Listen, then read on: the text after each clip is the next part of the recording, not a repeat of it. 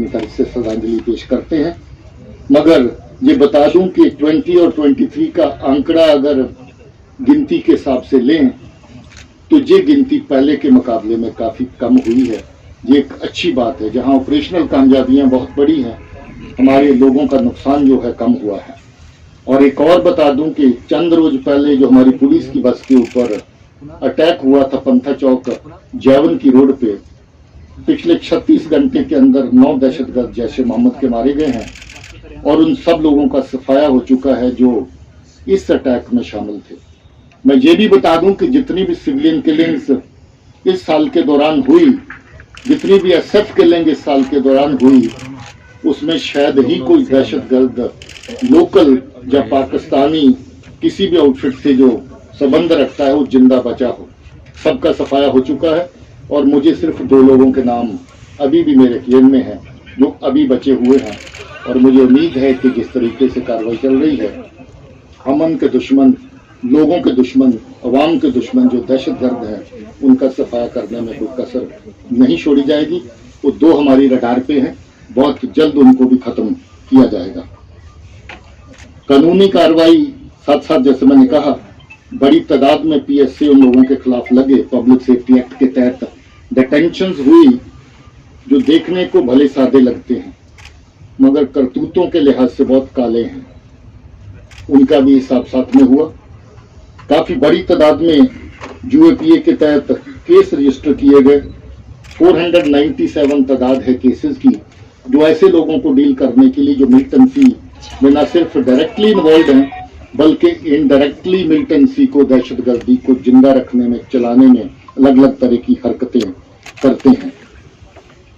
दहशतगर्दी को सपोर्ट करने के लिए जो गाड़ियों का इस्तेमाल होता है, बड़ी तादाद में गाड़ियां UAPA के केसेस में सीज कर ली गई, जिसके ऑर्डर पुलिस हेडक्वार्टर की तरफ से दिए गए। दुकानें, मकान, जमीनें भी सीज करी गई जिनका इस्तेमाल दहशतगर्दों के लिए होता है। बहुत खुशी की बात यह है कि हम जो पिछले 3 साल से ज्यादा अरसे से एक नया रिकॉर्ड कायम करके चल रहे हैं कि लॉ एंड ऑर्डर की हैंडलिंग में किसी भी सिविलियन की किलिंग ना हो, वो रिकॉर्ड आज भी बरकरार है। पिछले 3 साल से 18 में 2 ऐसे लोग थे जो लॉ एंड ऑर्डर के दौरान मारे गए थे। 19, 20, 21 में ये फिगर 0 चल रही है और हमारी कोशिश रहेगी कि हम इसको 0 रखें, क्योंकि लोगों का तावन, लोगों पे मौत का नंगा नाच यहाँ पर कैसे रचाना है उसकी साजिशें बनाने में शामिल रहते हैं और लोगों को हर तरह का वो नुकसान करने के लिए और उनके अंदर डर और खौफ की फीलिंग पैदा करने के लिए हर वो कार्रवाई करते हैं जिसमें जहां पर लगे कि माहौल शांत नहीं है, माहौल अच्छा नहीं है। ये 44 टॉप कमांडर और 182 दहशतगर्दों के सफाई के साथ मुझे ये बताते हुए भी खुशी है कि पहली बार पिछले बहुत सालों में सबसे कम दहशतगर्द जो इस वक्त एक्टिव है उनकी गिनती बची है। बड़े लंबे अरसे के बाद ये फिगर इतनी नीचे आई है।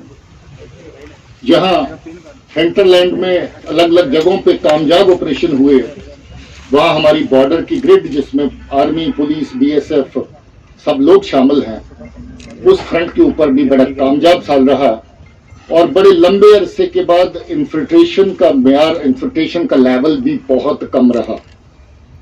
पूरे साल के अंदर सिर्फ 34 इस तरह के दहशतगर्द इन्फिल्ट्रेट करके इस पार आ पाए, जिनमें से काफी लोगों का सफाया 182 के अंदर हो चुका है और बाकी की तलाश जारी है।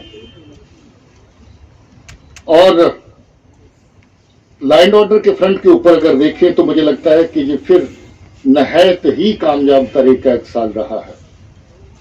स्टोन पेल्टिंग जिसको धीरे धीरे लोग भूल रहे हैं, एजिटेशन जिसको धीरे धीरे लोग भूल रहे हैं, बंद काल जो लोगों को चलते हुए काम को रोकने का काम करती थी, लोगों के कारोबार, बिजनेस, बच्चों की पढ़ाई, हर तरह की चीज को मुतासर करती थी, लगभग ना के बराबर हो गई है। और लॉ एंड ऑर्डर तो 60 to 70% तक इम्प्रूवमेंट और ज्यादा होगी। ये चंद ऐसे इंसिडेंट हुए जहां बहुत ही लोकलाइज्ड लेवल के ऊपर बड़ी कम तादाद में लोग निकले मगर कार्रवाई बहुत इफेक्टिव पुलिस की तरह प्रभावी कार्रवाई की गई, जिसमें बहुत सारे लोग जो स्टोन पेल्टिंग में शामिल थे उनके खिलाफ सख्त कार्रवाई भी करी गई, और जो बिल्कुल छोटी उम्र के बच्चे हैं उनको समझाने की कोशिश भी की गई कि ये रास्ता अभी तक किसी को रास नहीं आया है, नुकसान होता है, आप भी इस रास्ते से बच के रहिए। आप ये भी जानना चाहते होंगे कि जो टेररिस्ट के रैंक में रिक्रूटमेंट होती है उसका क्या हाल रहा। ये साल उस लिहाज से भी बड़ा कामयाब साल था। कुल मिलाकर के 134 नए दहशतगर्द जो हैं उस लिहाज से भी बड़ा कामयाब साल था। कुल मिलाकर के 134 नए दहशतगर्द जो हैं, मैं कहूंगा नए यूथ जो रास्ते से भटके और टेररिस्ट के रैंक्स में शामिल हुए। मगर बड़ी कामयाबी की बात यह है कि 134 के अंदर साल के दौरान ही 72 जो हैं वो अलग अलग जगहों पर मारे गए, 22 लोग पकड़े गए, और इन 134 के अंदर सिर्फ 40 लोग ऐसे बचे हैं, और जो नए दहशतगर्द शामिल होते रहे उनकी शेल्फ लाइफ जो हुई वो इतनी कम हो गई कि कभी कभी 24 घंटे भी हो गई। आज ज्वाइन किया और 24 घंटे के अंदर सफाया हुआ, 1 महीना भी रही, और ज्यादातर 3 से 4 महीने की शेल्फ लाइफ रही। 40 के करीब लोग एक्टिव हैं जो ताजा शामिल हुए हैं। हमारी उम्मीद है कि वो वापस लौटेंगे घरों को, हथियार रखेंगे दुश्मन के जो उनके हाथ में थमाए गए, और फिर से अपनी जिंदगी अमन से शुरू कर सकते हैं। किसी अगर दहशतगर्दी की कार्रवाई में वो शामिल ना हो तो उनके खिलाफ कार्रवाई नरम से नरम करने का भी सोचा जा सकता है। जहां इतनी बड़ी तादाद में कामयाब ऑपरेशन हुए, उसके साथ साथ बहुत सारे लोगों को फिर से वापस लौटने का, जिंदा वापस लौटने का मौका भी दिया गया। 80 के करीब ऐसे लोग हैं जिनको पकड़ा गया, 80 टेररिस्ट ऐसे हैं जिनको पकड़ा गया। केसेस ऑफ कोर्स उनके खिलाफ चलेंगे, मगर उनकी जान जो है इन एनकाउंटर्स के दौरान जो लोग हथियार थामे रखते हैं और आखिर तक अपना काम करते हैं, वो मारे जाते हैं, उससे उनकी जान बची। इसी तरीके से जो दहशतगर्दी की पूरी सांसें जिसकी बुनियाद पे चलती है, OGW जिसको कहते हैं, OGW जो हर रंग में पाया जाता है, सफेद, काला, नीला, हरा, पीला, व्हाइट कॉलर, किसी भी रूप में, किसी भी उम्र में पाया जाता है, 14 साल से लेकर के 80 साल की उम्र तक का, किसी भी सेक्स में पाया जाता है, मर्द भी हो सकता है, औरत भी, पढ़ाई की कोई सीमा नहीं, अनपढ़ भी हो सकता है और इंटेलेक्चुअल भी, रनर भी और गनर भी हो सकता है, फीडर भी है और फॉर्डर भी है। हर तरह की परिभाषा उसकी कम पड़ती है, और वो लोकल भी है और ग्लोबल भी है। कश्मीर के अंदर भी बैठा है, पाकिस्तान के अंदर भी है, टर्की में, सऊदी में भी है, और इंग्लैंड और जर्मनी में भी है। हमारी कोशिश है कि हम लोकल को भी डील करें और ग्लोबल को भी डील करें।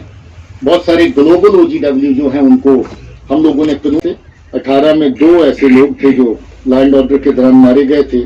19, 20, 21 में ये फिगर 0 चल रही है, और हमारी कोशिश रहेगी कि हम इसको 0 रखें, क्योंकि लोगों का तावन, लोगों का सहयोग हमारे साथ है। लोग समझबूझ से काम लेते हैं और उकसाए जाने पर भी किसी के साथ में नहीं आते हैं। ये एक अच्छा चलन है, इसको जारी रखा जाएगा।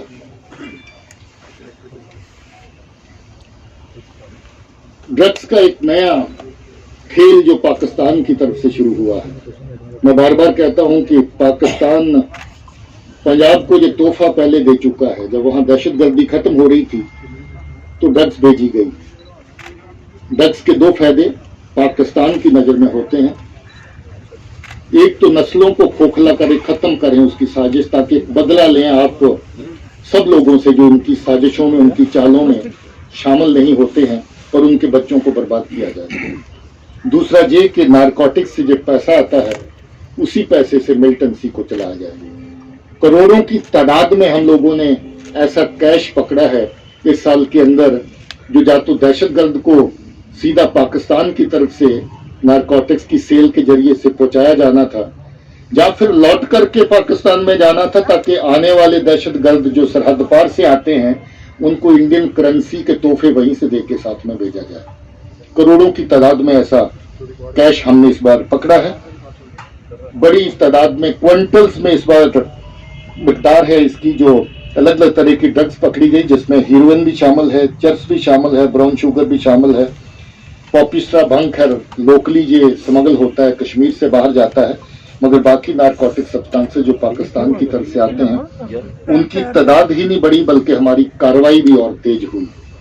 1560 केस हम लोगों ने इस साल में दर्ज किए और 2410 लोग जो हैं इन केसेस के अंदर पकड़े गए, जिनके खिलाफ सख्त से सख्त कार्रवाई एनडीपीएस के तहत की जा रही है।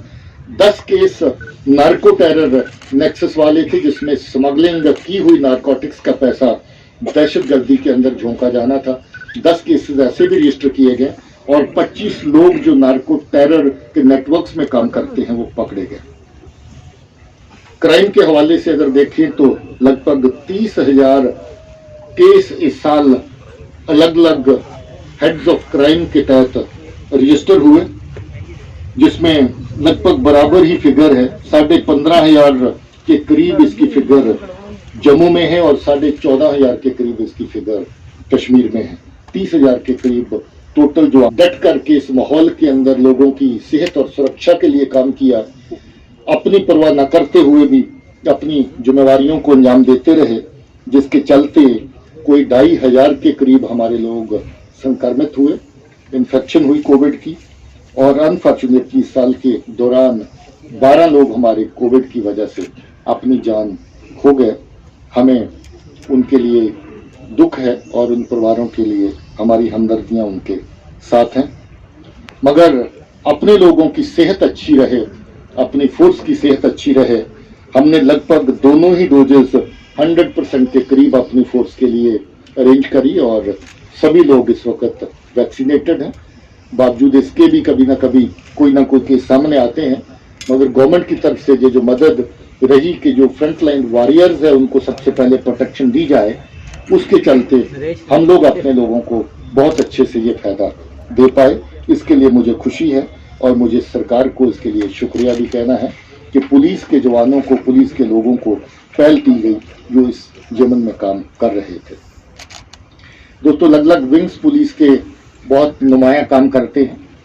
जम्मू कश्मीर पुलिस एक बड़ा बेड़ा है, बड़ा परिवार है, इसमें हर तरह का विंग काम करता है। आर्मड पुलिस ने भी बढ़ करके हर तरह की ड्यूटीज में हिस्सा लिया और बहुत कामयाब साल आर्मड पुलिस के लिहाज से भी रहा। बहुत अच्छे काम उन्होंने करे, ट्रेनिंग के ऊपर फोकस कर रहे हैं, लाइन ऑर्डर की तैयारी में हमेशा लगे रहते हैं और हमने उनको और मजबूत करने के लिए बहुत सारी इक्विपमेंट और बहुत सारी ट्रेनिंग्स का इंतजाम किया है।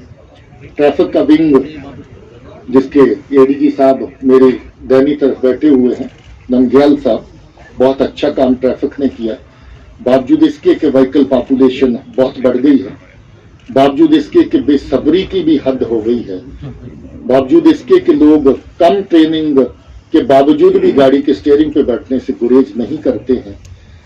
काफी एक्सीडेंट रहे, मगर बहुत हद तक ट्रैफिक को अच्छे से रेगुलेट करने में ये लोग कामयाब रहे और ट्रैफिक वायलेट करने वाले जो लोग हैं उनके खिलाफ लगभग 4.5 लाख चालान किए गए उनके खिलाफ, और को 20 करोड़ के करीब ऐसे लोगों को जुर्माना किया गया जो ट्रैफिक की वायलेशन में शामिल रहते हैं। ट्रैफिक के निजाम को और बेहतर करने की कोशिश हमारी जारी है। जल्द ही शहरों में कैमरों की व्यवस्था होने वाली है। स्मार्ट सिटीज के अंदर इस प्रोजेक्ट को रखा गया है, मगर इन्होंने ई चलाने का जो सिलसिला शुरू किया है, आप सजा तो दे रहे हैं, गलत करने वाले को मरेज नहीं करते हैं। काफी एक्सीडेंट रहे, मगर बहुत हद तक ट्रैफिक को अच्छे से रेगुलेट करने में ये लोग कामयाब रहे और ट्रैफिक वायलेट करने वाले जो लोग हैं उनके खिलाफ लगभग 4.5 लाख चालान किए गए उनके खिलाफ, और को 20 करोड़ के करीब ऐसे लोगों को जुर्माना किया गया जो ट्रैफिक की वायलेशन में शामिल रहते हैं। ट्रैफिक के निजाम को और बेहतर करने की कोशिश हमारी जारी है। जल्द ही शहरों में कैमरों की व्यवस्था होने वाली है। स्मार्ट सिटीज के अंदर इस प्रोजेक्ट को रखा गया है, मगर इन्होंने ई चलाने का जो सिलसिला शुरू किया है, आप सजा तो दे रहे हैं, गलत करने वाले को, मगर जो उसकी चक्कर लगाने की प्रक्रिया रहती थी इधर से इधर कोर्ट्स में जाने का, ई चलानिंग से वो सिस्टम काफ़ी हद तक स्मूथ हो गया है। ई चलानिंग को इन्होंने काफ़ी हद तक अमल में लाया है। सीआईडी ने बहुत अच्छा काम साल के दौरान किया। बहुत सारी सिटीजन सेंट्रिक सर्विसेज सीआईडी से होती हैं।